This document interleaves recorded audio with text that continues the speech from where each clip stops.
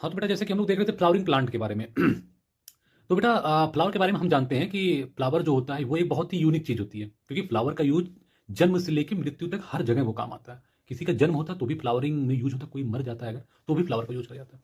Flower को एक fascinating organ कहा जाता है। आपके एनसीईआरटी का वर्ड है, flower is a fascinating organ. Fascinating organ का मतलब फैशन से नहीं होगा। फैसिनेटिंग ऑर्गन का मतलब जस्ट लीड टू फर्टिलाइजेशन, इसलिए हम इसको बोलते हैं फैसिनेटिंग ऑर्गन है एक।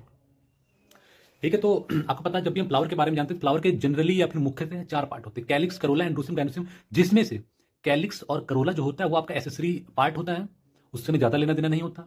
जबकि एंड्रोसियम, गाइनोसियम जो होता है वो आपके रिप्रोडक्टिव पार्ट होते हैं। आपके एनसीईआरटी में इसका बहुत ही बेहतरीन तरीके से वर्णन भी किया गया है, डिस्क्रिप्शन भी है।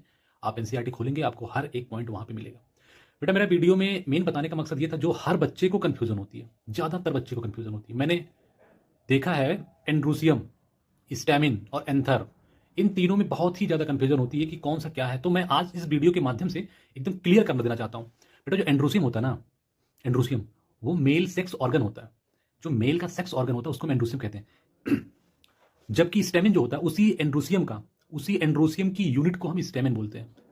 एंड्रोसियम का मतलब जब ढेर सारे स्टेमिन होते हैं उन सभी स्टेमिन को मिला के हम एंड्रोसियम बोलते हैं। जबकि केवल एक सिंगल होता है तो उसको हम स्टेमिन बोलते हैं, इसीलिए हम उसी एंड्रोसियम की यूनिट बोलते हैं, स्टेमिन।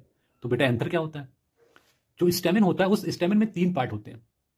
फर्स्ट पार्ट होता है anther, and then connective, and then filament. लेकिन बेटा आपके एनसीईआरटी में कनेक्टिव वर्ड का यूज नहीं किया। हाँ है, लेकिन वो डायग्राम में दिखाया हुआ है। लेकिन अगर आप अलग से देखते हैं उसमें जो लिखा होता है तो उसमें ऐसा कुछ बताया नहीं। लेकिन होते 3 पार्ट ही हैं। तो इसमें आपको कंफ्यूजन नहीं होना है, ये बताना बहुत ही ज़्यादा मस्ट इंपॉर्टेंट था हमें कि क्या होता है एंथर, क्या होता है एंड्रोसियम, एंड क्या होता है स्टेमिन।